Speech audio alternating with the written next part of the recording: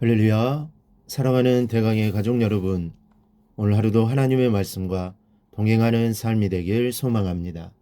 오늘 함께 나눌 하나님의 말씀은 마태복음 6장 1절에서 4절 말씀입니다. 사람에게 보이려고 그들 앞에서 너희 의를 행하지 않도록 주의하라.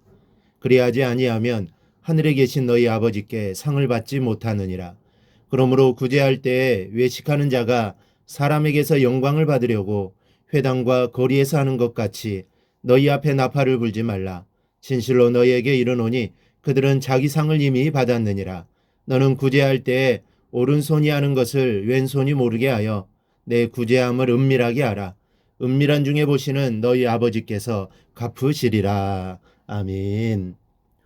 유대인들은 경건하게 사는 것이 마치 그들 인생의 전부인 것처럼 경건한 삶을 살기 위해 부단한 노력을 기울이며 살아왔습니다. 공적으로 알려진 유대인들의 경건한 행동은 모두 세 가지로 구제행위, 기도생활, 그리고 정해진 날 금식을 하는 것입니다. 그러나 이 세 가지 덕목들은 그들이 경건한 사람이 되는 좋은 방법이었지만 날이 갈수록 그 정신이 변질되어 결국에는 경건을 꾸미는 화장품 정도로 전락하고 말았고 그들을 위선자로 만드는 올무가 되었습니다.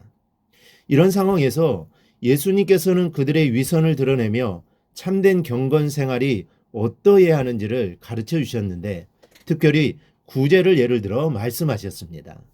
원래 구제는 해도 되고 하지 않아도 무방한 선택사항이 아니라 하나님의 백성, 곧 이스라엘 사람이라면 누구든지 마땅히 지켜야 할 의무사항이었습니다.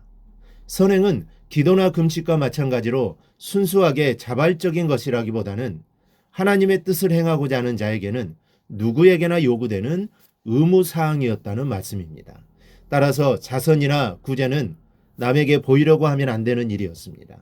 그러나 유대인들은 자신의 행동을 다른 사람에게 보이기 위해 구제비를 낼 때 회당이나 거리에서 나팔을 불러 누가 구제비를 냈는지를 알렸습니다. 말하자면 가난한 사람들을 이용하여 개인적인 영광을 얻으려고 했다는 말씀입니다. 또한 외식하는 자라는 말은 헬라어 히포크리테스로 연극 배우를 뜻하는 말입니다. 그러나 성경에는 겉과 속이 다른 위선자를 의미하는 말로 이 단어가 사용되었습니다. 즉 마음속에 있는 것을 솔직하게 밖으로 그대로 드러내지 않고 마치 그렇지 않은 것처럼 가장하여 자신의 이익을 꾀하는 부정적인 의미로 사용된 것입니다. 즉 바리새인들과 종교 지도자들은 사람이 목격할 수 있는 회당과 거리에서 공개적으로 구제했습니다. 뿐만 아니라 이를 모든 사람들이 알도록 나팔을 불듯이 자랑까지 함으로써 그들의 행위가 실제로는 가난한 자를 돕는 것에 목적이 있는 것이 아니라 자기 과시에 진정한 목적이 있음을 보여주었던 것입니다. 그러므로 이런 자선행위는 연극밖에는 되지 않는다는 지적이 이 한마디 말 속에 담겨 있습니다. 예수님께서는 계속해서 그들은 사람에게 영광을 얻으려고 했기 때문에 자기가 받을 상을 이미 받았다고 말씀합니다. 여기서 영광을 얻다라는 말이 쓰인 헬라어는 독사제인이라는 말인데 이 말은 주로 하나님께 영광을 돌릴 때 쓰인 말이었습니다. 결국 사람에게 영광을 얻으려고 한 그들의 태도는 하나님의 특권을 자기들의 것으로 도적질한 것과 같다는 얘기가 됩니다. 예수님이 이렇게 위선이 가져오는 결과를 경고하시면서 오른손이 하는 것을 왼손이 모르게 하여 내 구제함이 은밀하게 하라고 말씀하십니다. 한마디로 구제를 은밀하게 하라는 것입니다. 이 구제를 하는 사람들을 보면 소나기형 구제를 하는 이들과 이슬형 구제를 하는 이들이 있습니다. 소나기형 구제는 즉흥적으로 감정에 이끌려 어려운 이웃을 한 번 돕는 사람들입니다. 그러나 그 구제가 지속되지 못하는 것이 단점입니다. 왜냐하면 대개 그러한 경우는 사람들 보는 데서 자기를 알아주기를 원하는 구제하는 경우가 많기 때문입니다. 따라서 성도들은 이슬 같은 구제 행위를 해야 합니다. 이슬은 은밀하게 밤에 내립니다. 사실 식물들, 특히 이 중동 식물들은 소나기 같은 비로 생존하는 것이 아니라 밤새 내린 이슬로 그 생명을 유지합니다. 꾸준하게 내리는 밤 이슬로 인해 식물과 동물이 목을 축이고 그 이슬이 모여 지하수도 형성합니다. 그래서 이 중동의 과일들은 아주 맛있습니다. 석류도 시지 않다고 합니다. 수박도 더 달고 그 이유는 이슬로 자라기 때문입니다. 여러분 시편 기자는 주의 백성인 성도들을 이슬로 비유했습니다. 주의 권능의 날에 주의 백성이 새벽 이슬 같은 주의 청년들이 죽게 나오는도다.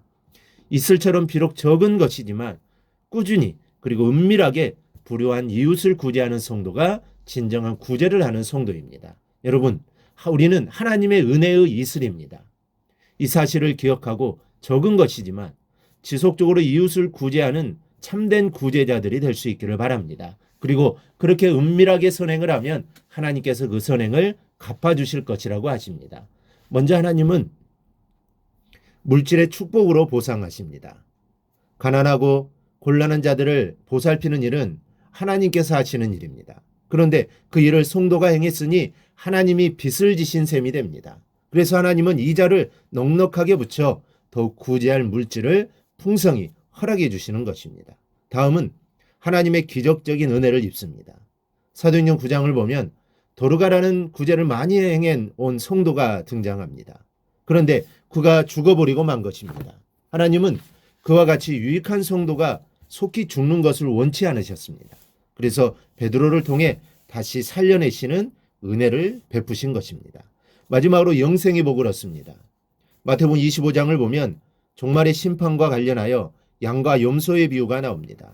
거기에 보면 양은 영생을 얻고 염소는 영벌을 받았습니다. 양자의 차이가 무엇인 줄 아십니까? 바로 구제에 있었습니다. 즉 양으로 비유된 성도는 가난한 자를 온전히 구제하였던 반면 염소로 비유된 성도는 구제를 소홀히 하였던 것입니다. 이렇듯 참된 구제는 영생의 복을 누리게 합니다. 성도 여러분, 하나님은 결코 성도들이 이웃에게 베푼 덕을 잊지 않으십니다.